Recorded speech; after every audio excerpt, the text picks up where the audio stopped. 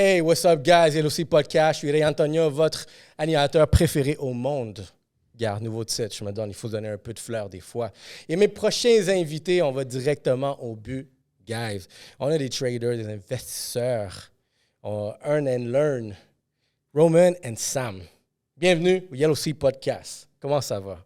Ça va super bien, bro. Merci beaucoup de nous avoir. Ça fait plaisir. Ça va toujours bien quand je suis avec le meilleur Animateur. meilleur animateur podcast Ça du doit monde. être bang, bang, bang. Comment est-ce que ça peut aller mal? Et tu sais pourquoi on devient les meilleurs? Parce qu'on prend un peu de lubrifiant social avec Rosemont. Ça te donne un petit feeling. T'es comme, yeah, on peut avoir des conversations. Et en plus, tu mets les shades des fois. Genre, tu vois, les shades, ils te donnent une autre impression aussi de comment tu vois les choses. But it's part of who we are. So, guys, bienvenue. Ça fait plaisir. Je vous vois aller. Vous êtes présents. Les gars, c'est les conférenciers aussi. Je suis allé à une de vos conférences. Je vois du vibe, c'est impressionnant. Je vois que tu sais, dans la game de trading, je pense que chacun dans cette game-là, on dit à Montréal, étant le petit monde qu'on est, tout le monde se développe, il va y avoir des silos de niches de marché, puis chacun prend sa place. De la même façon, ici au Black Box, on essaie de prendre notre place, c'est vraiment dans la game de podcast. Il y a aussi, qu'est-ce qu'on fait. Mais pareillement, vous, dans le côté, je vois, si trading, crypto. Si je dois poser la question, c'est qui les gars qui roulent ici à Montréal? Vous faites partie de la conversation. Ça fait combien de temps vous faites ça, chacun de vous deux? Ben écoute, j'ai commencé maintenant aujourd'hui un peu plus que 7 ans et demi. 7 ans et demi, puis la première personne à qui j'ai parlé de ça, c'était Samuel, avec qui j'ai grandi au secondaire. Et honnêtement, quand on a commencé, on avait genre rien. Il n'y avait pas de mentor, il n'y avait pas... Même les formations générales pour faire de l'argent en ligne, marketing, etc., c'était pas si connu il y a 7-8 ans. Aujourd'hui, il y en a beaucoup plus. C'est genre 2015, ouais. Ouais, exact. 2015-2016, il n'y avait personne qui faisait ça. Aucun mentor qui peut te prendre par la main. Il n'y a presque aucune formation sur le trading. Nous, on a commencé comme ça. On a commencé en regardant des vidéos à gauche, à droite, en s'essayant. Les premiers trade house qu'on avait, parce qu'on a bâti la culture des trade house où les gens se rassemblent pour trade, apprendre ensemble, c'était dans un sous-sol de chez quelqu'un. On était genre 3-4 personnes. Ouais, j'ai vu ça. OK. Fait que les trade house ont commencé, là, 8 ans. Ça fait longtemps. Je me souviens la première raison pourquoi on a commencé à s'intéresser au trading, à l'investissement, à tout ce que tu peux faire de l'argent avec ton argent dans les marchés financiers, c'est qu'on se promenait à Westmount derrière l'oratoire Saint-Joseph. On avait trouvé ce spot et on se promenait là-bas. Puis pour ceux qui ne savent pas, quand tu te promènes là-bas, là, tu as comme le gars qui ouvre son garage et est en train de nettoyer sa Ferrari. Il y a le terrain de tennis sur le terrain. Et malgré qu'il y ait un terrain de tennis sur le terrain, il y a encore l'espace pour avoir 3-4 terrains sans compter la maison. Genre des trucs de malade. Et on se posait toujours cette question, mais comment tu fais pour avoir ça? Puis une fois, il y avait une maison à vendre, puis on regardait. Puis tu vois des maisons là-bas, back in the day, qui se vendaient déjà. Là, on remonte back in the day quand on était au secondaire. Merde, on est vieux. Et les maisons se vendaient déjà 10, 12 millions, 15 millions, des trucs comme ça. Et on remonte là. Maintenant, je ne suis pas étonné que ça soit en train de se vendre le double. Et on se demandait, OK, mais on va à l'école, on étudie, on fait ce que nos parents nous ont dit. Mais c'est pas vrai que même en étant médecin, tu vas acheter cette maison-là. Je m'excuse, mais non. À moins que tu es médecin depuis 20, 30 ans, tu as ta clinique privée, tu as kill la game. Tu es comme le médecin des médecins. Tu as inventé quelque chose. C'est ça, tu es le médecin entrepreneur, genre. Ouais, genre. Mais sinon, on était comme, comme t'as beau être médecin, tu vas pas acheter ce genre de maison-là. Et c'est ce qui nous a intrigués à commencer à penser, qu'est-ce que ces gens-là font? Et de là, on a connu et su qu'un gars, il avait investi dans les actions de Bombardier. Et le dude avait mis, sûrement qu'il a eu un tuyau, là, mais en tout cas, on ne va pas rentrer là-dedans. Mais le gars avait mis 50 000 $ dans Bombardier, back in the day, juste avant que le Canada renvoie de l'argent. Parce que l'industrie comme l'aéronautique et tout ça, Bombardier, ils reçoivent toujours des subventions. Hein. Ouais. Genre, sinon, Respirateur gouvernemental. Parce que sinon, oublie ça, là, ils ne sont pas profitables. Ils ne sont pas capables de tenir. Il avait mis 50 000 et puis juste avant que les subventions rentrent, et le gars, en genre 18 mois, 2 ans, son 50 000 était devenu comme 150 000. Même pas, bro. Même pas. C'était en 4 mois. Ouais, c'était En un truc 4 mois, ridicule. si je me souviens bien, ça a passé de genre 70 soit comme $3. Ouais, en tout Le- cas, quelque chose de même. ouais, le gars, parce qu'ils ont rentré de l'argent, là, ils ont rentré des 50 000. milliards d'un coup, puis les actions de Bombardier ont juste éclaté. Puis le doute venait de passer genre 50 000 à, je sais plus combien, 200, 250 000, quelque chose comme ça. Puis on était comme, est-ce que ce gars vient de faire 200 000 $ en 4 mois? Et c'est ça qui nous a attiré vers, premièrement, les stocks, puis après, on a beaucoup regardé les stocks de cannabis avant que ce soit légal. Puis c'est ça qui nous a attiré vers cette industrie qui est l'investissement, le trading, la crypto ensuite. Quand tu es aux tout ça. études, en train de faire 20 000 par Yo. année. Puis quel job vous aviez pendant que vous avez vu cette lumière-là? C'est comme, shit, yo, pourquoi qu'est-ce qu'on fait ici, là?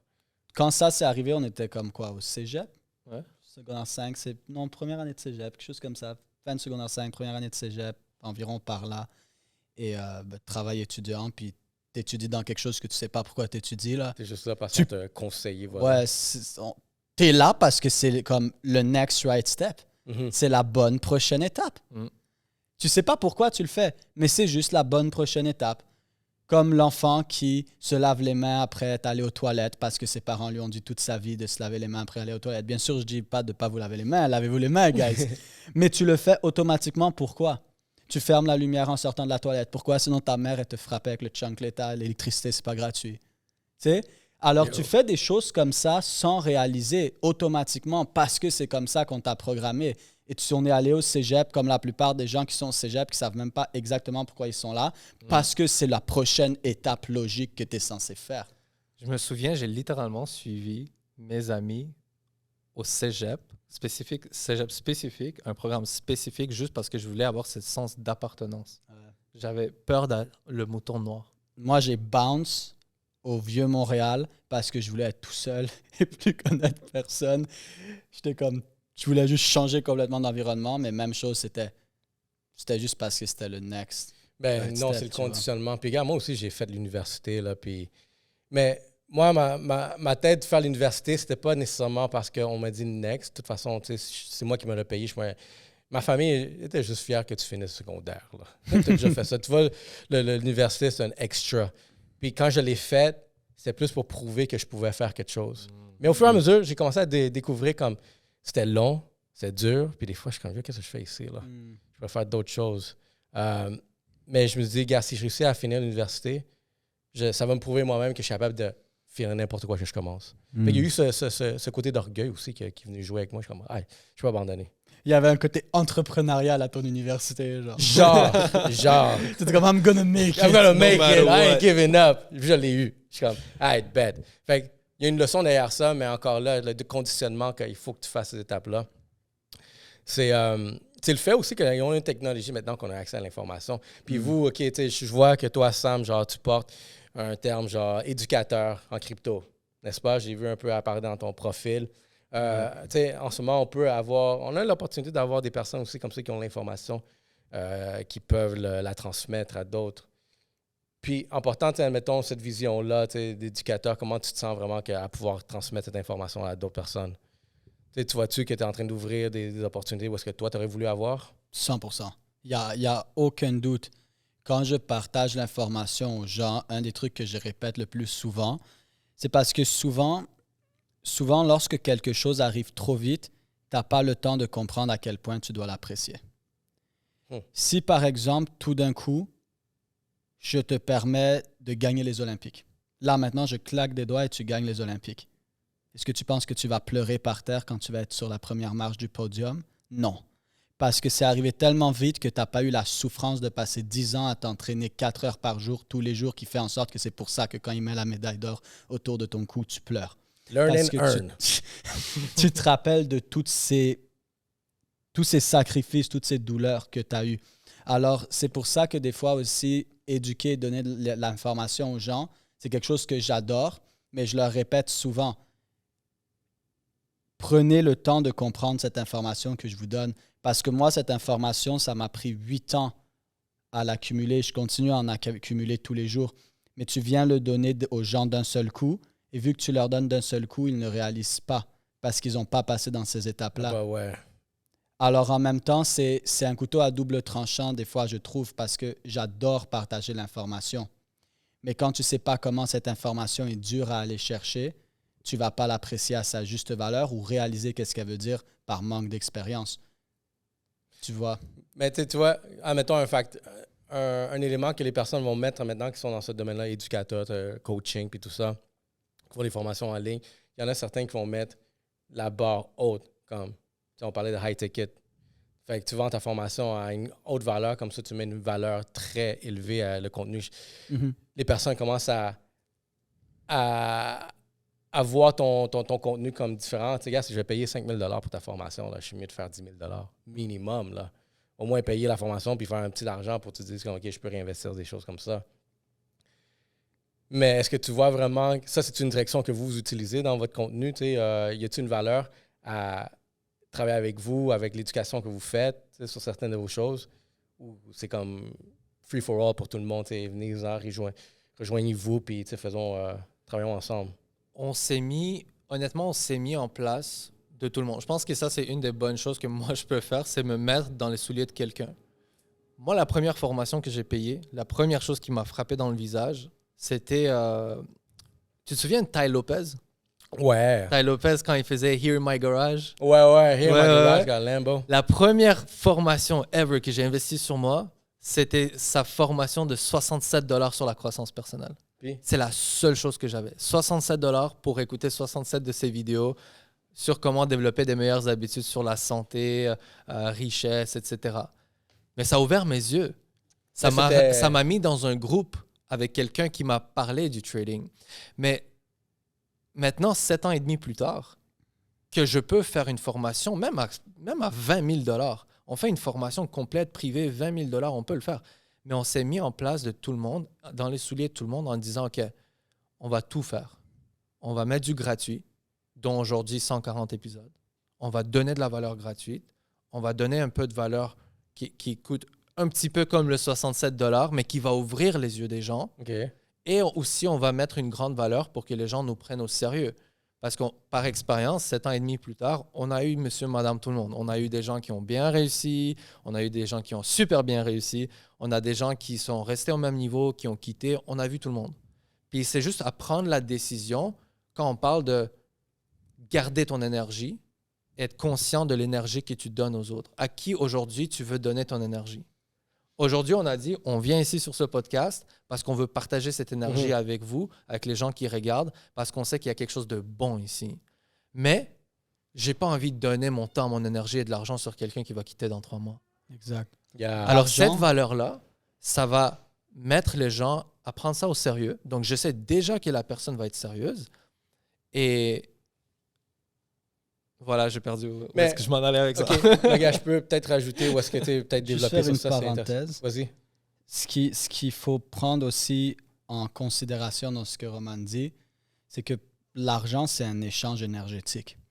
Les gens, ils sont trop attachés à leur argent. Mais l'argent est 100% créé juste pour faire des échanges, là. Ça ne sert à rien que tu gardes ton argent dans ton compte en banque. L'argent n'a pas été créé pour ça. L'argent a été créé pour être échangé. Là, je ne vais pas trop rentrer là-dedans parce que sinon, on va parler pendant des heures. Mais l'argent, c'est 100% un échange énergétique. Si maintenant, je te passe 2 000 $ ou je te passe 20 000 $ ou je te passe 20 $, ce n'est pas le même échange énergétique. Pourquoi? Parce que moi, je suis attaché à ce 20 $, 200 $, 2 000 $ ou 20 000 $ à des niveaux différents parce que pour moi, ça représente peut-être du temps, peut-être le fait que je voulais aller en voyage avec ma famille aussi ou ça. L'argent, c'est un échange énergétique. Donc, lorsque tu viens monter ce standard, tu attires aussi des gens qui ont des standards plus élevés. Et ça devient beaucoup plus intéressant de travailler avec des gens qui ont des standards plus élevés parce que ça te permet de faire beaucoup plus de choses vu que cet échange énergétique est beaucoup plus réel. En tout cas. Mais définitivement, en ce moment, je suis dans ce vibe-là aussi. Mais j'ai toujours été dans ce vibe-là. Comme, admettons, vous êtes des amis de longue date. Mais dans vos cercles d'amis, avez-vous vu des amis comme disparaître juste parce qu'on n'est pas dans les mêmes vibrations? Puis, qu'est-ce qui fait en sorte que vous avez gardé ça de cette relation? Y a-t-il d'autres personnes aussi encore de secondaire que vous parlez actuellement ou que vous êtes les survivants de cette année de secondaire-là? Je te dirais pas mal survivant. Ouais, moi, quand on a commencé à trade et tout, tout le monde a bounce un par un.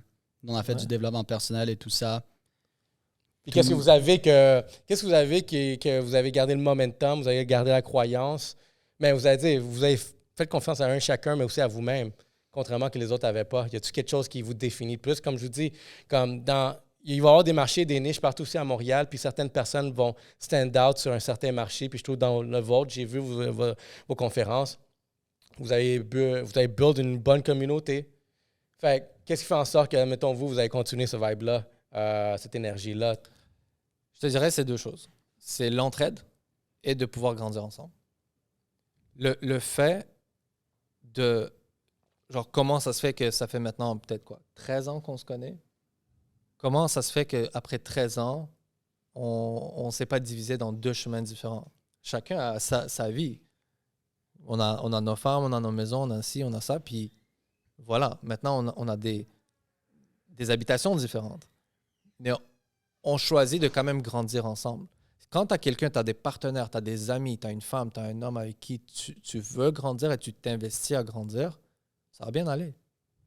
Parce que maintenant, vous allez réaliser, OK, on a une vision similaire, on a des valeurs similaires.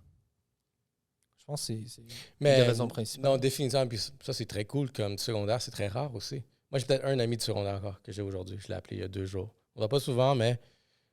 Puis c'est quelqu'un qui m'a enseigné beaucoup, mais comme je te dis, c'est très rare vraiment de voir ce genre de fraternité-là, de personnes vraiment qui datent d'aussi longtemps, mais toujours être présent. Puis je trouve ça cool parce qu'il y en a quand même beaucoup qui le font, mais très rare que vous avez été dans... Vous vous regardez tout dans les yeux des fois comme « Yo, we're meant to be together. » What's up, bro?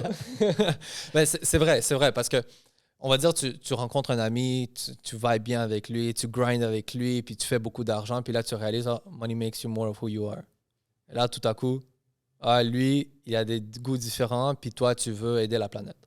Tout à coup, vous avez une divergence. Je pense que tu as raison. C'est très rare de voir, même malgré le hustle, malgré les épreuves, que des gens restent ensemble, que ce soit des couples.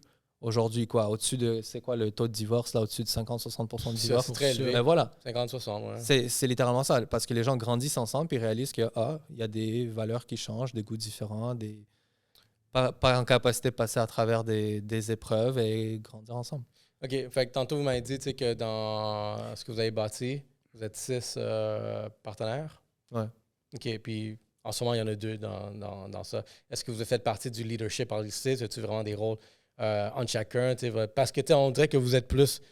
Ce que je vois aussi, vous êtes plus les personnes de devant.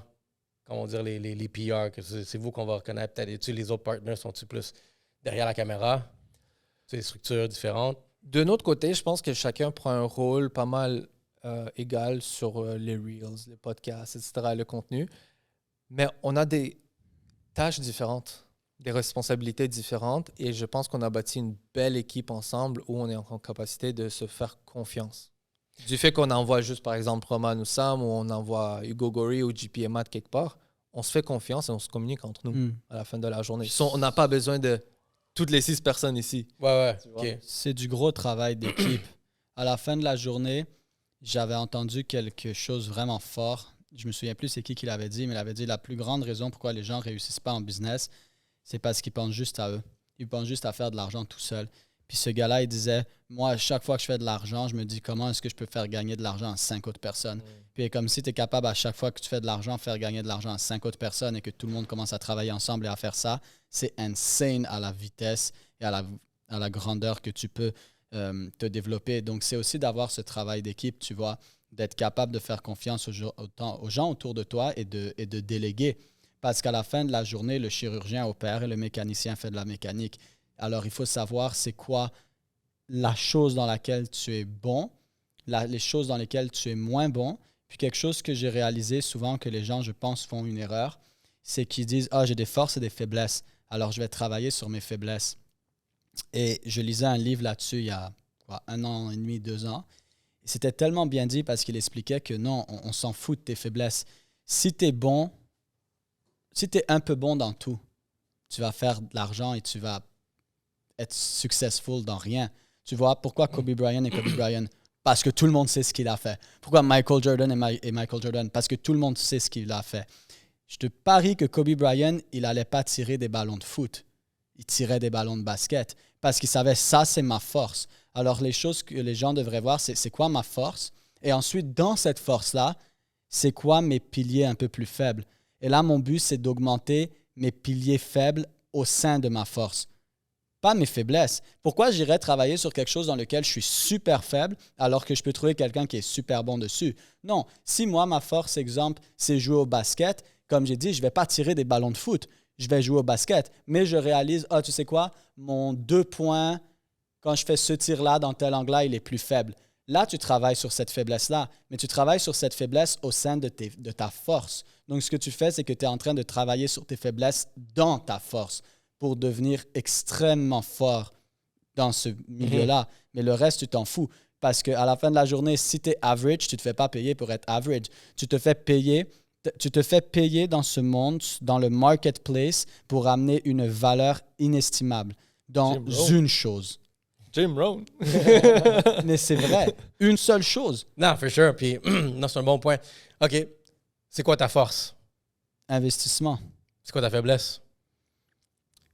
Ne pas arrêter de parler. Garder des bonnes relations avec les gens. Pas parce que je suis con avec les gens, mais parce que pour moi, tu es mon ami. C'est intéressant, c'est transparent de dire ça.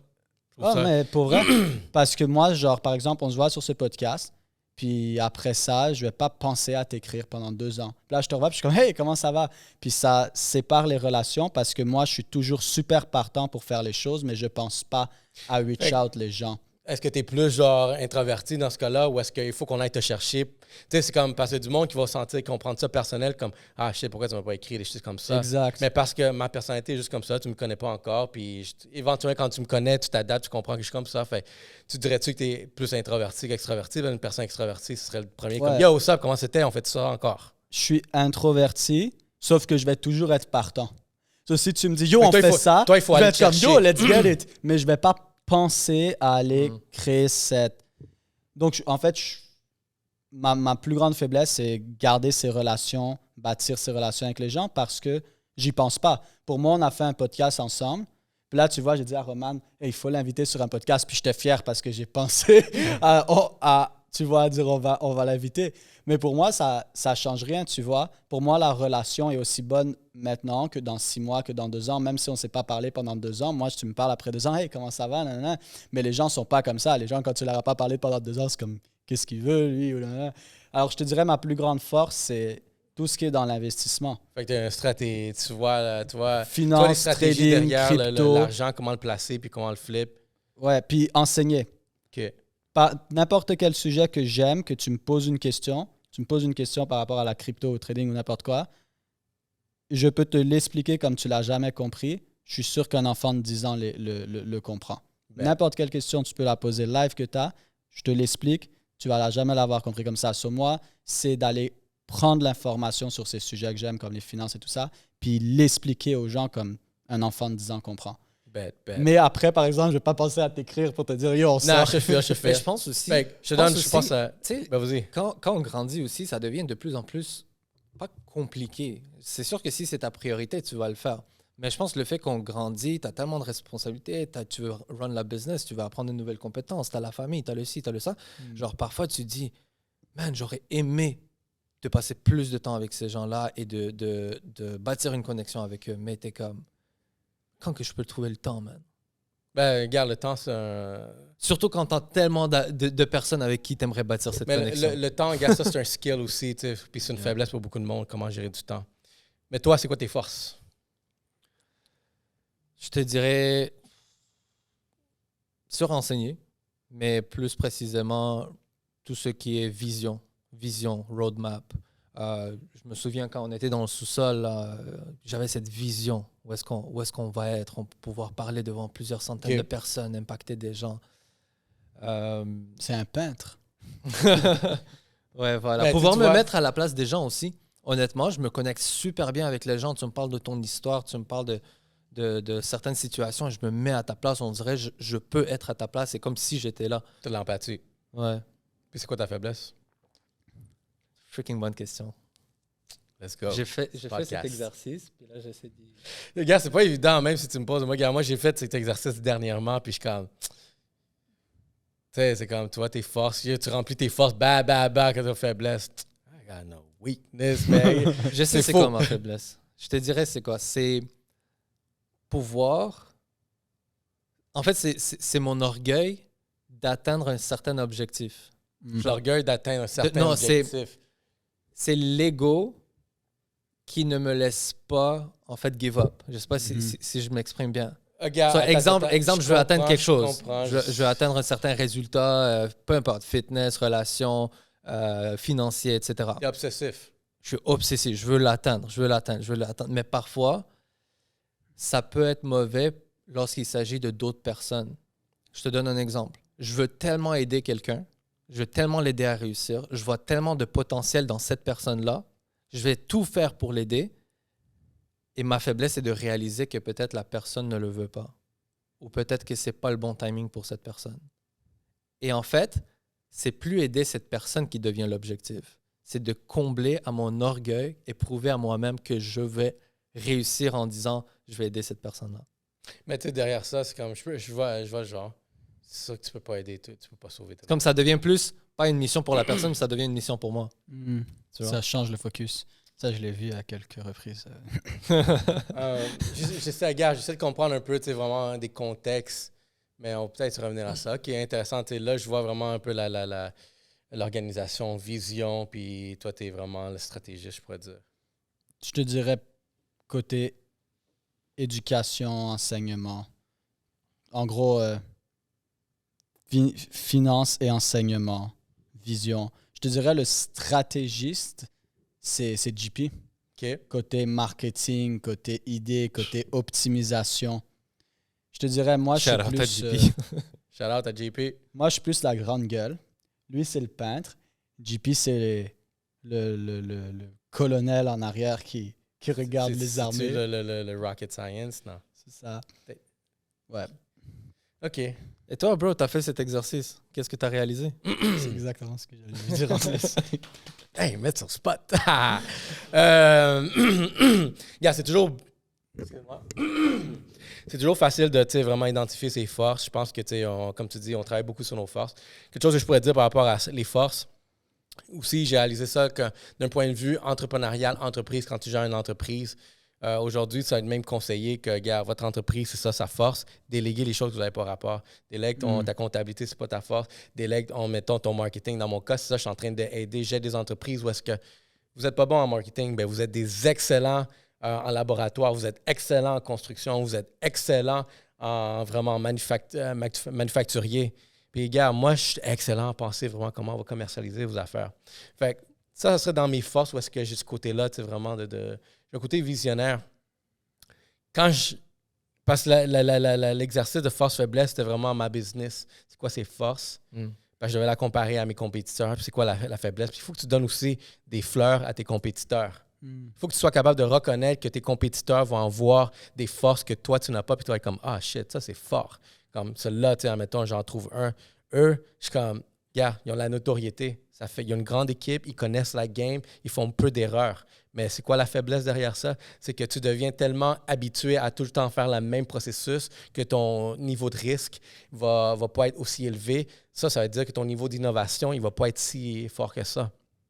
Tandis qu'une jeune équipe comme la mienne, je suis comme, toi, on est jeune, on n'a peut-être pas toutes les ressources, mais on est créatif à cause qu'on n'a pas beaucoup de ressources. La créativité nous permet d'être innovateurs.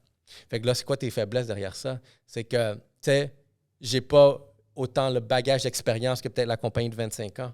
Parce que eux, à 25 ans, ça prend des bases à se rendre à 25 ans. Moi, je suis rendu à 8 ans, qu'est-ce que je fais? Je suis déjà en train de pivoter vers, on va dire, l'adolescent de mon entreprise. Fait qu'il n'est même pas encore adulte. Il n'est même pas encore, genre, grand-père, là, où est-ce qu'il connaît tout et qu'il s'en va adolescent. Mais, tu sais, il a appris quelque chose. Encore là, c'est l'expérience. Il y a un autre niveau d'expérience que je n'ai pas atteint encore, qui était ma faiblesse, qui fait aussi le portfolio. Mais on a des histoires de succès. Le Black Box, c'est une histoire de succès, je pourrais dire. Comme, encore là, regarde, on n'a pas les ressources que la grosse entreprise, l'autre entreprise qu'elle a, mais avec très peu, j'ai bâti un réseau médiatique, une maison de médias. Puis ça, juste parce qu'on avait le gut. On l'a essayé. Fait que je pense que, tu sais, force et faiblesse, tu commences à comprendre, tu sais. Fait que moi, je suis bon à juste faire, innover, créer. Fuck it, on va juste faire ça. Puis toutes les faiblesses, fuck it, on va juste déléguer. Dans le fond, les faiblesses, tu vas juste déléguer, là. C'est ça. C'est ça, déléguer. Trouve tes faiblesses, puis délègue-moi ça aussitôt. Ouais. Mais, OK. Fait que là, vous êtes dans la game de trade, crypto. Comment ça marche, ça? Comment vous faites de l'argent? Là? Qu'est-ce que vous faites? Est-ce que de l'argent avec la crypto, en l'enseignant? Je te dirais, c'est pas. Je vais laisser notre cher éducateur hein? expliquer comme si c'était pour des enfants de 7 ans parce qu'il est très carré. Mais on fait pas juste ça, honnêtement. On a commencé avec le Forex, les indices, les matières premières. Ma spécialité, c'est l'or. Avant même les cryptos, j'ai tradé l'or pendant 5 ans et demi. Après, au niveau de crypto-monnaies, c'est pas juste du trading. C'est aussi l'investissement. L'investissement dans la technologie qui s'en vient. La technologie derrière tout ce qui est les banques, les institutions, les grosses compagnies sont en train de développer, même sous tous les radars que tu vois présentement. Donc, on fait beaucoup de choses que juste, par exemple, trade la crypto, mais on a un grand bagage derrière, même, on va dire, le monde traditionnel, les devises, avant même d'avoir été en mode crypto et blockchain. Ouais, exact. Comment ça fonctionne, Samuel? Dis-moi, on est ici pour apprendre. Exact. Et je pense qu'il y a beaucoup de démystification à faire à tous les niveaux. Par exemple, les gens pensent qu'ils comprennent leur fonds de pension. Bullshit, tu le comprends pas. Et je peux prouver à n'importe qui en 15 minutes, même des gens qui sont dans les finances en train de vendre des fonds de pension pour des banques. Je suis désolé si ça vous frappe. Je peux te prouver en 15 minutes que tu sais pas ce que tu vends. Tu sais pas le contrat que tu vends. N'importe qui, 15 minutes. C'est tout ce que tu me donnes. Alors, les gens comprennent pas. Les gens font confiance à la finance traditionnelle parce qu'ils la comprennent pas. Et les gens font pas confiance à la crypto parce que c'est nouveau, mais ils la comprennent pas non plus. Mais dans tous les cas, les gens comprennent pas ce qu'ils font. Alors, pour commencer sur le trading, moi, un mythe que j'essaye d'enlever un peu, et j'ai fait partie de ce mythe-là. Je me tire les pieds pour l'avoir fait. Il faut, là. C'est que pendant longtemps, moi et Roman, on a quitté notre travail grâce au trading. Et pendant longtemps, j'ai essayé d'aider les gens à quitter leur travail grâce au trading. Et j'ai réalisé que c'est pas une bonne idée. Et je le dis maintenant à voix haute, depuis un certain temps, c'est pas une bonne idée. Pourquoi? Parce que est-ce que tu as déjà fait un sport de combat ou peu importe, on va dire de jiu-jitsu maintenant. Sparring pour la boxe. Mais maintenant, jiu-jitsu, tout le monde connaît ça, c'est comme super populaire, jiu-jitsu. So, on va prendre jiu-jitsu, OK? Et puis, disons maintenant, toi, tu vas faire du jiu-jitsu. Est-ce que tu penses qu'en faisant du jiu-jitsu, 3 fois semaine, 1h30, 3 fois semaine, pendant 5, 8, 10 ans, tu peux aller chercher ta ceinture noire? Ben, j'espère que ça sera ça l'objectif. Exact. Maintenant, est-ce que tu penses qu'en faisant du jiu-jitsu 1h30, 3 fois semaine, dans 5 ans, 8 ans, 10 ans, tu gagnes les championnats du monde, les Olympiques? Il n'y a pas d'Olympiques de jiu-jitsu, mais les championnats du monde, le niveau olympique et tout ça. C'est une bonne question. Il y a 2 façons de le voir. Comme il y a la place à oui le faire, mais c'est sûr que la chance n'est pas la même. Mais est-ce qu'en 1h30 par jour, tu peux? Moi, mon prof de judo, tu sais ce qu'il nous disait toujours, notre sensei de judo, quand on s'entraînait, quand on est allé s'entraîner avec l'équipe Canada au stade olympique, là, les gars qui s'entraînaient 2 heures le matin, 2 heures l'après-midi, 2 heures le soir, 6 heures par jour, 6 jours par semaine, il disait, si tu gagnes, tu ne mérites même pas de gagner. C'est injuste pour les gens qui mettent vraiment l'effort. Alors, la réalité, c'est que des fois, il faut pas être positif. Il faut être positif et réaliste. La réalité, c'est si tu fais 1 heure, 3 fois semaine, tu vas te faire dégommer la gueule aux mondiaux. Parce que les gars s'entraînent 6 heures par jour, 6 jours par semaine. Alors, quand on essayait d'aider les gens avec le trading à quitter leur emploi, c'est bon, mais c'est pas bon. Parce que n'importe qui peut devenir ceinture noire, mais n'importe qui ne peut pas gagner les Olympiques. Et justement, mon prof de judo, c'est ce qu'il disait. Je lui avais dit, mais c'est quoi votre objectif? Faire gagner les gens des Olympiques? Il a dit non, faire des ceintures noires. Et il a dit, j'ai créé plus de 250 ceintures noires au Québec. 3 sont allés aux Olympiques. Pourquoi? Parce que n'importe qui peut être ceinture noire. Et en étant ceinture noire, tu es meilleur que 95% des gens. Mais gagner les Olympiques, c'est une discipline complètement différente. Aller ceinture noire, c'est une discipline. Mais aller gagner les Olympiques, c'est une discipline complètement différente. Alors, c'est pour ça que je pense que la bonne chose que les gens devraient regarder maintenant, tu as des enfants, tu as une famille, tu travailles en même temps et tu te dis, je vais quitter mon travail grâce au trading. Mon ami, tu ne sais même pas la discipline émotionnelle que ça prend. Tu n'as même pas idée des sacrifices que ça prend. Tu ne sais même pas de quoi tu parles. Tu n'es même pas proche de savoir parce que tu t'es jamais entraîné avec ces gars-là qui suent 6 heures par jour. Nous, on est allé s'entraîner avec eux. Moi, je m'entraînais 4 heures par jour, tous les jours, du lundi au vendredi. Je suis allé avec eux. Après 3 jours, j'étais burn-out dans le lit, là, fièvre musculaire. Après 3 jours, pourtant, ça faisait des années que je faisais 4 heures par jour. Je suis allé là, 3 jours, j'étais out. Et c'est la même chose ici. Tu dois comprendre que le trading, c'est magnifique. Mais tu dois aussi avoir cette vision à long terme. Et c'est là que l'investissement classique arrive. C'est là que la crypto arrive. Pourquoi? Parce que je pense fortement, je sais que n'importe qui en 10 ans peut avoir un compte de crypto, un compte portfolio, même plus classique, si vous voulez, des stocks, des commodités, avec de l'immobilier, avec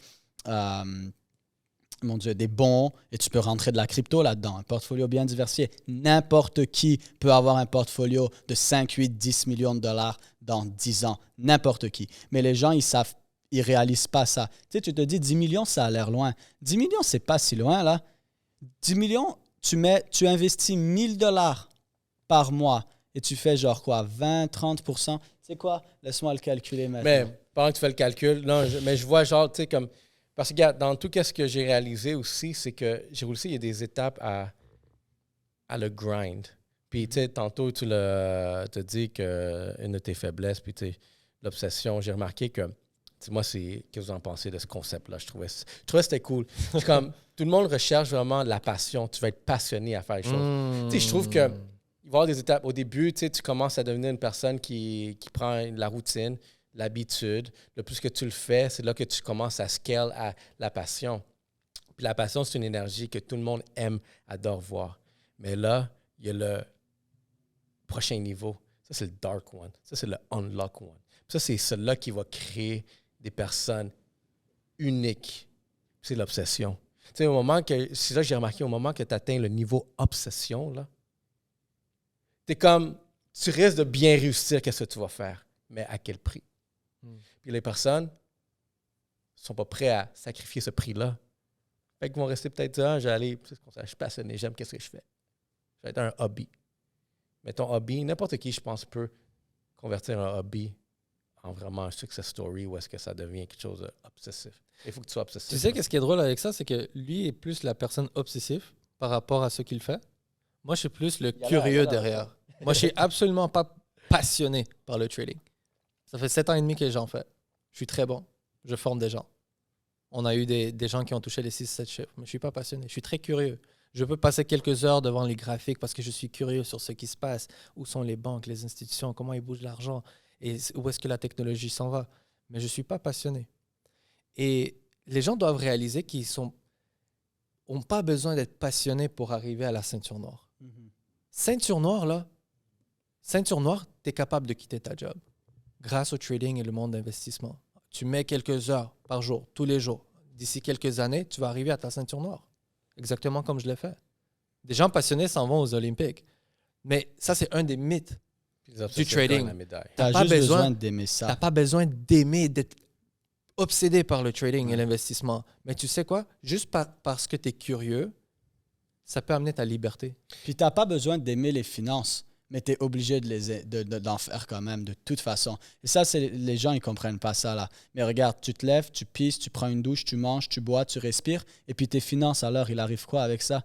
Tu as besoin d'aller à l'épicerie, tu as besoin d'utiliser de l'argent. Alors, tu n'as pas le choix. Et curiosité, les gars, combien vous pensez? 1000 $, par mois pendant 10 ans. On ne parle pas de 15 ans, 20 ans, parce que quand tu mets 15 ans, 20 ans, alors là, les chiffres explosent.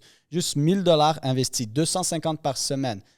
1000 $ investis par mois pendant 10 ans à un taux d'intérêt de 50% par année. Et là, les gens vont me dire, Samuel, 50% par année, c'est où que je peux avoir ça? Clairement pas avec ta banque, ça c'est sûr. Mais si tu viens regarder les 10 dernières années de Apple, c'est à 1100%.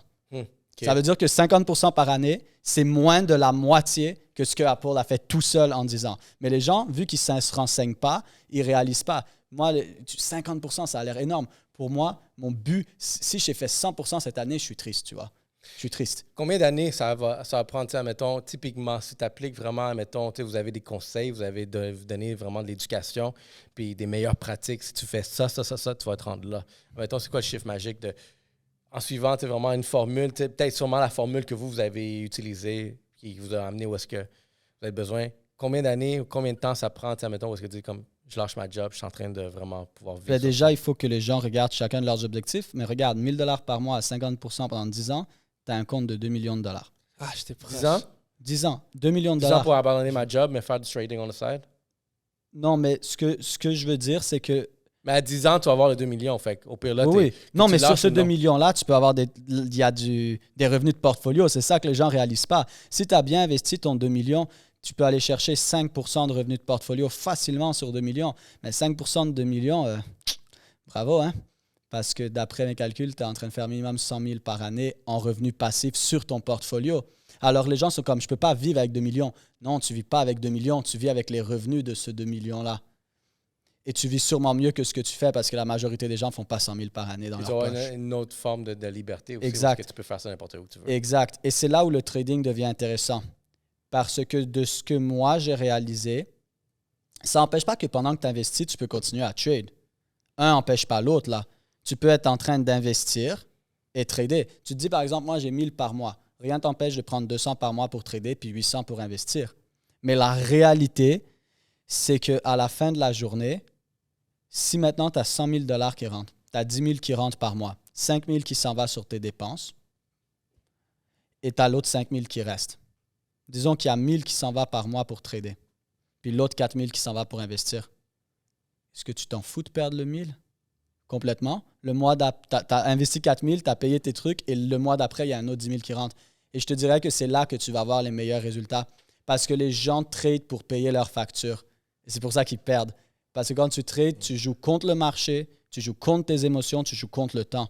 Mais quand tu trades pour le plaisir de multiplier ton argent en tradant, pas parce que tu en as besoin, là, tu vois les meilleurs résultats. Moi, j'ai vu des gars ils avaient tout, mais ils n'arrivaient pas à être profitables. Et au dernier bull run, avec la crypto, ils ont quitté leur emploi, ils ont des revenus passifs sur la crypto, et là, tout d'un coup, leur trading, il va super bien, mais super bien. Parce qu'ils se détachent émotionnellement. Exactement. Pourtant, il n'y a rien qui a changé. Les gars, ils ont les mêmes compétences. Ils étaient déjà forts avant, ils sont forts maintenant. Mais ils se sont détachés complètement émotionnellement parce qu'ils n'ont plus besoin du trading pour payer leurs factures. Leur vie est set. Là, le passif, il paye les factures. Le passif paye les factures. Et là, le trading fait devient une façon de multiplier l'argent. C'est le fun. Exactement. Okay. Ce que je dis, c'est pas de ne pas trader. J'adore le trading. Ce que je dis, c'est d'être réaliste. Parce que si tu as des enfants, une famille et tout ça, ce que tu devrais faire, c'est te concentrer. C'est très dur là aussi. Là, exactement. Te concentrer sur bâtir ton portfolio, crypto, investissement divers. OK, fait que si tu as une hypothèque, une famille, ta job, idéalement, ça serait juste commencer à investir à peu près ce 1000-là par mois. Puis dans 10 ans, tu vas pouvoir au moins avoir une meilleure liberté. Ça, c'est sûr. Et investir ce que tu peux investir. La réalité, c'est que si tu travailles et tu es dans un emploi, automatiquement, tu as un pourcentage de ton argent normalement qui s'en va dans un fonds de pension. Ce pourcentage-là, tu as le droit de le réclamer et de créer ton propre fonds de pension. Parce que quand tu regardes où ça s'en va et que tu fais genre 8% par année avant les frais et que tu réalises qu'il y a des gars et des fonds qui font des 20% à low risk, toi, tu es en train de faire 8% après frais à haut risque alors que tu peux faire des 20, 25, 30% après frais à bas risque au lieu de haut risque. Et tu réalises que tu ne changes rien là, dans ce que tu fais. Tu n'as rien changé, tu n'as pas changé ton lifestyle, tu n'as pas changé rien. Tu as juste pris cet argent de l'éducation et tu l'as mis à un autre endroit où tu fais 3 fois plus d'argent. Ce qui veut dire que dans 10 ans, tu as 3 fois plus pour ta retraite. Parce que vous savez ce qui vient toucher tous les êtres humains, entrepreneurs, les gens qui travaillent, tout le monde sans équivoque, tout le monde a besoin d'argent pour vivre et tout le monde a besoin de se créer une retraite. Tout le monde. Tout le monde. Il y a des gens pour eux, et retraite, ça ne veut pas dire que tu ne fous plus rien. Par exemple, pour nous, la retraite, c'est déjà la retraite, on fait ce qu'on aime. Mais tout le monde a besoin de cette retraite, tout le monde a besoin de ces fonds. Alors maintenant, choisis. Est-ce que tu veux avoir 8% par année, après les frais, il te reste 5, après l'inflation, il te reste 0, ou tu veux maintenant prendre les connaissances que tu as besoin pour pouvoir te dire, hey, je peux faire 20, 25, 50%. Pour moi, en dessous de 50%, c'est une joke, là. 20 à 50%, n'importe qui peut le faire, là. C'est comme, n'as juste pas les connaissances nécessaires. Fait C'est que dans tout, le là. fond, je me joins à vous, je rentre dans votre éducation, dans vos, tu sais, vraiment dans le vibe, là, dans le lifestyle derrière ça. Tu dis que je pourrais atteindre certaines choses comme les éléments que tu viens de dire, avoir une meilleure liberté, un meilleur contrôle, puis tu sais, vraiment me détacher émotionnellement de mes finances, Ouais. comme tu dis. Mais le but, c'est de viser à long terme. Tu sais. Non, for sure. Puis ça, c'est quelque chose, une grande erreur. Les personnes, tu sais, veulent s'enrichir immédiatement, mais comme, tu sais, ça marche pas comme ça. Exact. Je vais donner aussi quelques astuces pour des gens qui sont débutants là-dedans. Il y a des gens qui vont dire « Ah, mais j'ai pas d'argent, je suis tight financièrement pour pouvoir mettre 1000 $ de côté parce que ci et ça. » OK, on va parler de ça. Si aujourd'hui, le gouvernement installe une nouvelle loi qui a 10% plus d'imposition pour tout le monde, toute catégorie, qu'est-ce que tu fais? Si tu es taxé 10% de plus aujourd'hui, c'est 25. Au lieu de 15, c'est 25. Sur tes achats, surtout. Tu Surtout, fais l'épicerie. surtout. Qu'est-ce que tu fais? 10% de plus. Le monde va être forcé. Les humains, on est bon à faire quoi? Survivre. Tu vas survivre. Tu vas essayer de trouver, tu vas rentrer en mode solution pour trouver comment est-ce que tu peux quand même payer tes loyers, subvenir aux besoins de ta famille et tout. So, maintenant, on fait ça. À chaque fois que tu reçois une paye, à chaque fois que tu reçois une commission, à chaque fois que tu reçois un salaire, Enlève ta taxe. enlève ta taxe. Ta taxe survie. Voilà. Elle est automatiquement enlevée. Tu Ok. sais, une des personnes que j'ai écouté dire quelque chose de vraiment nice Taxe par de rapport à ça, liberté. c'est Grant Cardone. Il a dit j'ai aucun argent dans mon compte bancaire. Il est multimilliardaire. Il a rien dans son compte en banque. Il a dit si j'ai de l'argent, je le dépense. Alors dès que j'ai de l'argent qui rentre, je l'investis, je le bouge comme ça. Je dépense pas. J'investis. Aujourd'hui, il est multimilliardaire parce qu'il a cette notion-là. On va aller plus. Des astuces pour des gens qui commencent. Mais j'aurais une Par question, rapport- gars. Fait que là, après 7 ans, 8 ans, tu sais, ça, j'ai rentré un peu personnel. C'est quoi le plus gros gain que vous avez fait individuellement? Qu'est-ce que vous faites? On n'est pas des conseillers financiers. Tout ce qu'on va dire, on n'est pas des conseillers financiers. Allez, disclaimer, Les résultats ce passés n'est pas des conseillers ne financiers. garantissent pas les résultats futurs. Faites vos propres recherches et Décision. décisions. Moi, personnellement, j'aime pas parler des gains parce que je trouve que ça pousse trop les gens à vouloir un résultat qu'ils n'auront pas parce qu'ils n'ont pas nécessairement passé dans les chapitres que je suis passé. Fait que j'ai réalisé que parler des gains, c'est comme « Ah, ben lui, il est là, donc je vais viser ça. » Mais ils ne veulent pas passer par le chapitre 1, 2, 3, 4, 5, 7, 8. Ils veulent juste aller au chapitre 8. Par exemple, ça ne me dérange pas de parler des pertes. Et pour avoir des pertes, il faut avoir eu des gains. Mais Ok. je préfère parler des pertes que les gains. Parce que tout le monde parle toujours des gains. So, pourquoi ne pas parler des pertes? Ben, ça, c'était ma prochaine question. Mais OK, on va commencer avec les pertes d'abord. Après, on parlera des gains. Ouais. Ben, moi, côté perte, sur un trade, le plus gros que j'ai perdu, tout en dollars américains, là, c'est 40 ou 40, presque 45 000 en un week-end. Ben, en fait, pendant le week-end, ça allait en dessous de mon stop-loss pour les traders, là. Et ça a réouvert le lundi, mais ça a réouvert en dessous parce que c'est un courtier. Je me souviens de Et ce le trade. temps qu'il remonte en profit où il devait être, mais ça s'est ouvert et ça a lag sous mon stop-loss. Donc, j'ai pris 45 000 $ de perte en un week-end. Ça, c'était côté Mais cet trading. argent-là, tu ne l'avais pas physiquement sur toi. C'est pas comme si tu as 45 000 là puis tu peux t'acheter genre pour 45 000. Tu sais, c'était vraiment dans le système là, que tu 45 000. Ouais, mais il est là. Genre, Ouais, non, exactement. je pouvais le transférer dans mon compte de banque. Ouais, non, exactement. Je comprends 100%. Fait que comment t'as pris cette situation-là? Qu'est-ce qui s'est passé? C'était quoi, genre, vraiment dans ta tête qui se passait, là? Ben, à ce moment-là, c'est sûr que j'étais énervé, mais en même temps, j'étais comme, qu'est-ce que je peux faire? C'est it is what it is. What it is. So, pendant 2-3 semaines, j'ai juste fait du démo, je me suis déconnecté et tout. Puis là, ben, tu vois, avec le dernier bull run, ça c'est côté trade, hein, parce que les gens, ils mélangent le trading et l'investissement. C'est deux mondes complètement séparés, et encore plus quand on parle de crypto. Parce que crypto, tu peux trader, tu peux investir, et les gens, ils mélangent les deux. Tu peux bâtir 7 sources de revenus juste dans Exact. le crypto. C'est pas la même chose. C'est pas la même chose trader et investir. Là, on parle de trading. Trading, ça veut dire que tu ne le possèdes pas. Je fais un achat ou une vente en disant je pense que l'or va descendre, je pense que l'or va monter, mais je ne possède pas de l'or. Je fais juste aller trader, justement, me dire OK, je mets telle somme d'argent que l'or va monter. Je mets telle somme d'argent que l'or va descendre, mais je ne possède pas l'or. Mais pendant ce temps-là, tu avais d'autres sources de revenus Oui. aussi. Fait C'est sûr. Mais côté investissement, avec le marché dernièrement qui a crash, je peux te dire une chose, c'est que je suis plusieurs maisons cash que je pourrais acheter à Montréal en perte impermanente. Ok. Plusieurs maisons. Et j'aime pas trop dire des chiffres parce que je t'ai expliqué un peu pourquoi. Mais tu vois, tu peux te dire quelque chose. Si je suis plusieurs maisons que je pourrais acheter cash à Montréal en perte impermanente, ça te laisse juste une T'es idée. rouge. Ouais, mais ça te laisse juste une idée de à quoi ressemble le portfolio à la base. Parce que C'est quoi Ouais, impermanente, pour ceux qui ne savent pas? une perte impermanente, ça veut dire que présentement, tu es dans cette perte-là, mais tu n'as pas vendu nécessairement. Et ça, c'est une des plus grandes erreurs que les gens font. Par exemple, ils vont acheter du Bitcoin à 50 000 parce qu'ils sont émotionnels, parce que les médias l'ont dit. Ouhou, mon voisin m'a parlé de Bitcoin.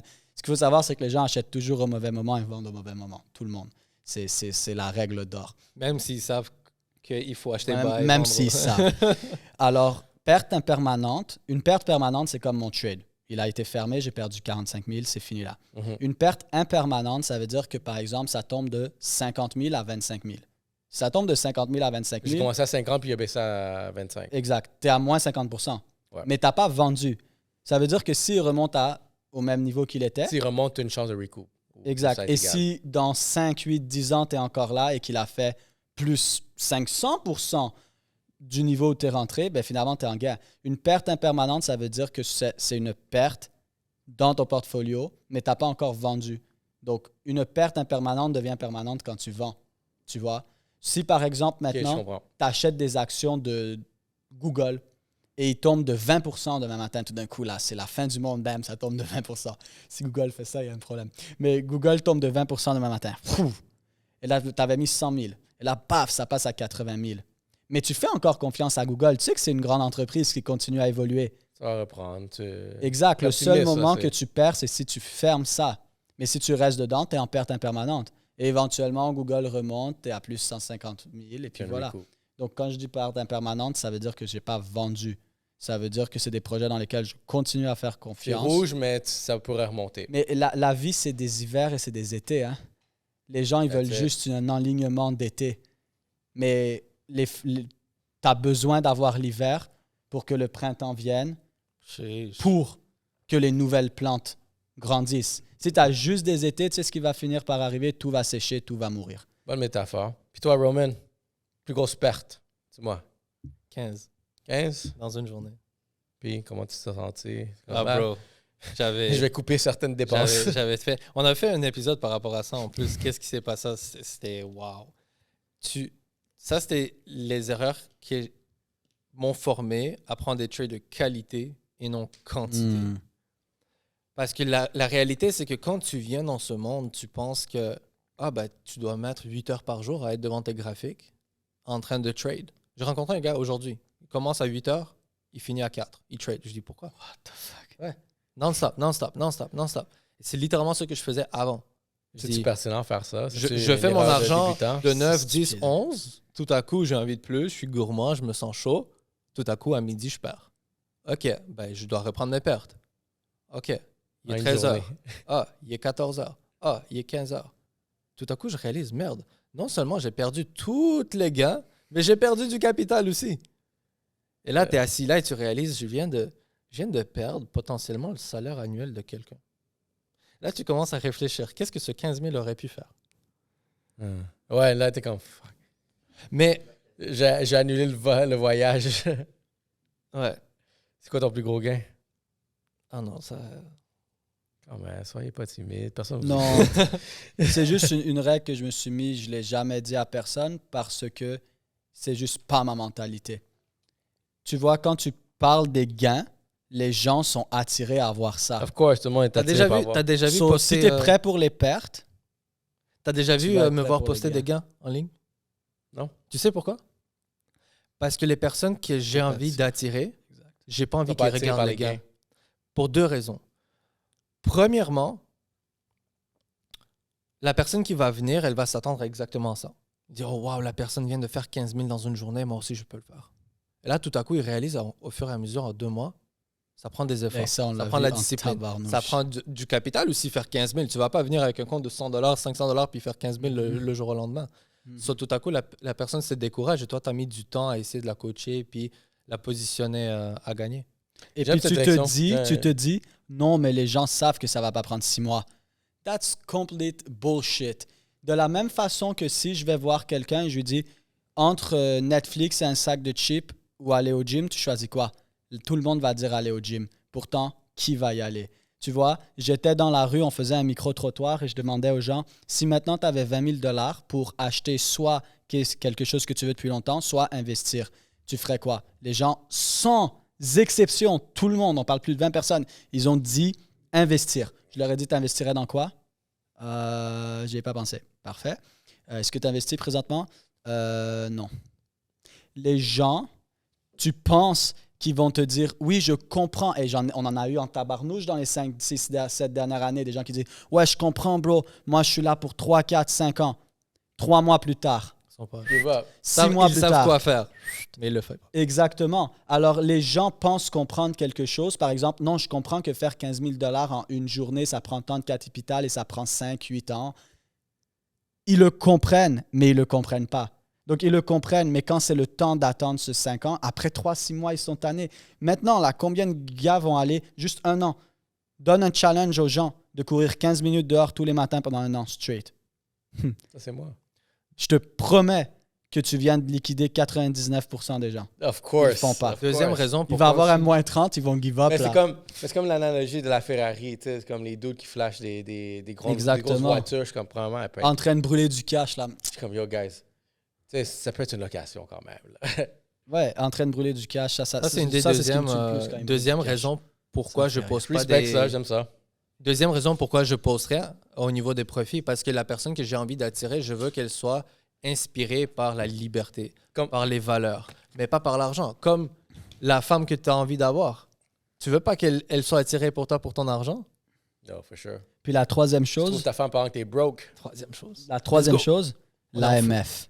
On en Ah, Ça, c'est la troisième chose. L'AMF. Ça- Tu parles de- Pitbull financier. Tu parles de gains qui t'a fait, là. Tu parles de crypto, tu reçois une lettre directe. Les gars, ouais, je sais, on a eu un podcast dernièrement, on parlait un peu de ça, puis Mais bon. je pense qu'on va l'enlever.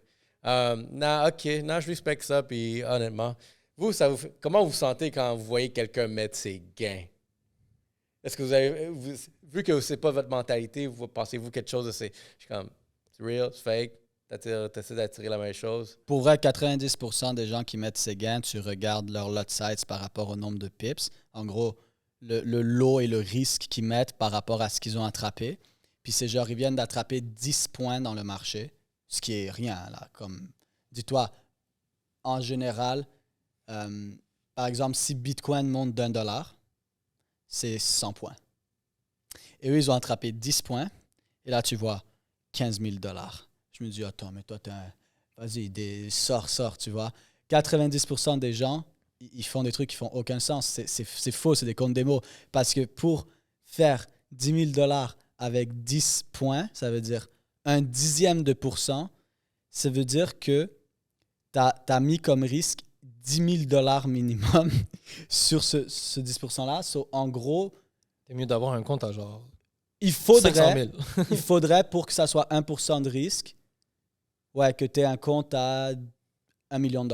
Si tu n'as pas un compte à $1 million, c'est complètement débile. Combien de gens trade un compte à $1 million? Surtout trade. Ont des comptes d'investissement à 1 million et plus, il y en a plus. Mais alors, trade des comptes à $1 million. Alors, après, il y en a quelques-uns aussi que je connais, que je sais qu'ils font de l'argent. Ils postent et je sais que je les connais personnellement, je sais que c'est du vrai cash. Mais je vois juste pas c'est quoi le but, tu vois. C'est comme. Je fais. Puis, il y a tellement de choses, je pense qu'il y a tellement de choses qu'on pourrait aborder dans ce sujet-là. Je Ouais. vais juste toucher un autre point, tu sais, vraiment avant qu'on termine. Parlez-moi de Learn and Earn. Learn and Earn, c'est une communauté. C'est une communauté, c'est une vision avec 3 valeurs. L'entraide, une communauté qui veut s'entraider, à grandir ensemble, apprendre ensemble, s'amuser ensemble, voyager ensemble, parce que c'est une des raisons pourquoi on a une belle amitié depuis 13 ans, c'est l'entraide. Deuxième, c'est l'indépendance. Je veux pas que tu viennes chez nous dans la communauté et que tu sois dépendant. que tu sois dépendant du système, dépendant des outils. On veut te donner l'indépendance, des compétences qui vont t'aider à nourrir toi et ta famille pour le restant de ta vie et la liberté. Donc, c'est principalement une communauté et de là, on a bâti, bien évidemment, Puis, des podcasts, l'académie. vous avez et combien tout- de membres à peu près? On Parce est, que je voulais comme une bonne communauté. Dans l'académie élite, qui est comme le top, c'est genre l'université, le top du top, puis on est quoi, 80 environ? Ensuite, dans les... 80 élites, genre de vraiment des, Ouais. des grosses têtes. Ensuite, dans la communauté, l'autre communauté qu'on a, plus VIP, plus VIP, ça, on est quoi, 150. 150, 200. Puis après, en communauté publique, écoute, l'année passée, notre podcast a fait partie du 1% les plus partagés dans le monde, toutes langues confondues, sur Spotify. OK. Nice. So, après, comme publiquement, Fait c'est que, OK, fait qu'il y a énorme. une grosse communauté derrière. Super cool. Ouais. C'est francophone vu que j'imagine ça le reach en France, Belgique, Exact. Afrique, Exact. Brésil même. J'ai trouvé ça particulier, vraiment que beaucoup de monde bâche le français dans le sens que mais tu vas pas sortir du Québec, mais quand tu penses un petit peu plus large, il y a un monde qui s'appelle la francophonie. Ouais. Je trouvais comme ça c'est un cool monde. Puis il n'y a pas beaucoup de valeur en français. Il n'y a On pas dirait que beaucoup de c'est gens qui exclusif. viennent amener cette Je trouve que valeur-là. comme ça là. Ouais, Il y a quelque chose Exact. d'exclusif par rapport à être dans la francophonie. Tout le monde parle anglais. ouais. Très peu, parlent français. Il y a peut-être combien de personnes au monde? 100 millions? Ouais. Non? Je vais prendre une petite parenthèse 30 secondes là, parce qu'on a parlé de crypto et tout ça. Puis je sais qu'il y a des gens qui nous ont écoutés et qui comprennent les stocks et tout, mais je sais qu'il y a encore énormément de gens qui ne comprennent pas la crypto. So, je vais juste prendre 30 secondes. 30 secondes pour que les gens qui écoutent ce podcast, au moins, peut-être ça démystifie quelque chose. Parce qu'il y a beaucoup de gens qui croient que la crypto, c'est, par exemple, on va prendre Bitcoin, c'est juste une monnaie virtuelle, c'est basé sur rien, etc. Pourquoi vous devez vous poser la question où est-ce qu'on peut aller? C'est parce que tu veux toujours voir qu'est-ce qui est la prochaine chose dans 20 ans. Par exemple, comment on va faire des tatouages dans 20 ans? Comment on va enlever des dents dans 20 ans? Comment est-ce que quelque chose va être fait dans 20 ans? Tu vois, présentement, les gens ne croient pas à la crypto, mais les gens ont une carte de crédit avec de l'argent qui n'est pas à eux, qui est sur un ordi qu'ils ne voient pas, dans une banque qui ne connaissent même pas vraiment ce qui se passe dedans. Mais tu ne fais pas confiance à la crypto. Pourtant, qui a encore du cash sur eux? Personne. Très peu. Alors, tu ne fais pas confiance à la crypto, mais tu fais confiance à ta carte de crédit, comme j'ai dit, qui est de l'argent que tu n'as pas, dans une institution que tu ne connais pas ce qu'ils font avec et qui eux-mêmes ne l'ont pas, mais là, on ne va pas rentrer là-dedans. Sur lesquels tu payes des intérêts. Sur lequel tu payes des intérêts, sur de l'argent qu'ils n'ont pas dans les institutions financières. Mais en tout cas, là, on rentre. Là, ça va Ouais, prendre non, 30 regarde. secondes. Mais qu'est-ce que les gens doivent comprendre, c'est que quand on parle, exemple, de Bitcoin et de crypto, pas toutes les cryptos, 98% des projets crypto, c'est de la merde. Ça, c'est la réalité. Mais il y a un 2% que c'est des projets absolument incroyables. De la même façon que 95% des compagnies ne t'offrent pas plus que 3 ans. Mais quand on parle de crypto, ce qu'il faut comprendre, c'est la technologie derrière. Quand on parle de Bitcoin, quand on parle d'Ethereum, on parle de la technologie blockchain. Et ça, les gens doivent comprendre que c'est tout simplement l'Internet 3.0. Tu vois, présentement, on est sur un podcast, les gens nous écoutent sur YouTube, sur Spotify ou peu importe. Ça, c'est l'Internet 2.0. C'est un Internet où on a de la communication. Quand on parle de l'Internet 3.0, c'est un Internet où les serveurs sont complètement ouverts. Si maintenant, moi, je vais sur Facebook et je recherche ton nom, cette recherche va aller dans le serveur qui va faire une demande à la base de données, qui va renvoyer et ainsi de suite. C'est long et c'est beaucoup moins sécuritaire parce que le serveur, s'il fait une erreur, personne ne peut le voir, tu vois. Alors, premièrement, c'est plus long. Deuxièmement, c'est moins sécuritaire. Quand on parle de l'Internet 3.0, là, de la blockchain, on parle d'un Internet complètement ouvert où un ordinateur est capable de communiquer à un autre ordinateur. Ça veut dire que moi, en tant qu'ordinateur, je suis capable de directement te demander « Hey, est-ce que tu as la réponse à ça? » Et toi, tu l'as et tu dis « Oui, j'ai la réponse à ça. » Et tous les ordinateurs vont dire « Oui, c'est la réalité. » Donc, au lieu de devoir passer par un serveur qui passe là comme ça, en gros, pour faire ça simple, là, on a tous déjà joué au téléphone arabe. Tu sais, je te dis un mot dans l'oreille, là. Tu coupes l'intermédiaire, puis tu t'envoies la source. Exactement. Puis je te dis, le chien a mordu le facteur, puis tout le monde fait le tour. Et à la fin, premièrement, c'est super long à faire le tour. Et finalement, il nous dit, le chien a perdu la lettre. C'est comme ça n'a aucun rapport avec ce que j'ai dit au début. Mais tu ne peux pas savoir elle est où l'erreur. Tu ne peux pas savoir qui a fait l'erreur. Tu ne peux pas savoir si l'erreur a été faite exprès. Quand on parle de Web3, on parle d'un Internet intelligent où tous les ordinateurs peuvent se parler. Donc là, c'est moi qui vous dis, je m'appelle Samuel et ce soir, je suis au Yellow Seat Podcast. Let's go. Quand je dis ça, tout le monde a l'information en même temps. Tout le monde sait l'information. Puis si quelqu'un arrive et essaye de dire « Non, c'est pas vrai, il n'était pas là », tout le monde va dire « Ben oui, on était tous là, on a tous eu l'information, on sait qu'il est là. » Et si cette personne continue à essayer d'insister, on va la kick out. On va être comme « De quoi tu parles?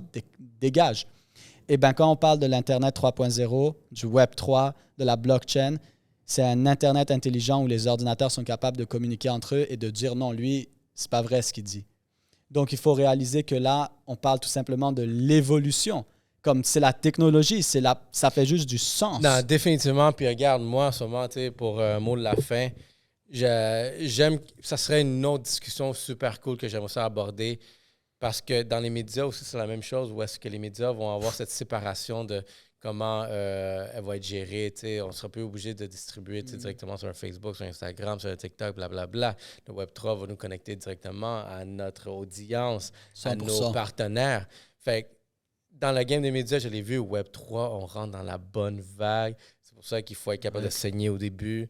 Et, guys, être prêt, je pense qu'il y a tellement... Gars, j'aimerais continuer ça. On va en faire un deuxième épisode. Il faut faire une évolution sur ça.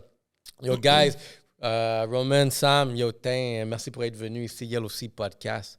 Merci de nous avoir. Yo, j'aime ça, c'est super cool. Je pense qu'il y a beaucoup de sujets que j'aimerais vraiment étirer derrière ça, mais regarde, on a un manque de temps. Mais c'est pour ça, le manque de temps fait en sorte que vous allez venir pour le prochain épisode. Yo, guys, ça a été un super épisode. Merci beaucoup pour être venu, Yellow Seat Podcast.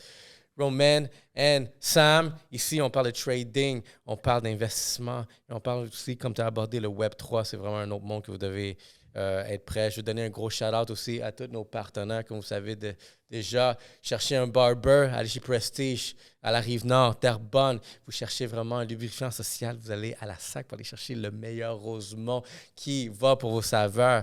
Et sinon, vous voulez vraiment impressionner la première image, vous allez chez iReligion. Puis, regarde, Black Box Media, on est ici pour vraiment faire un changement dans la game des médias. Vous cherchez un podcast, vous cherchez un local, vous cherchez de la production, vous cherchez de l'édition. En ce moment, la machina est dans le studio que vous ne voyez pas. Shout out à tout le monde, shout out à Good Vision, shout out au team. Let's go, guys! Merci. Merci. À bientôt. Bye.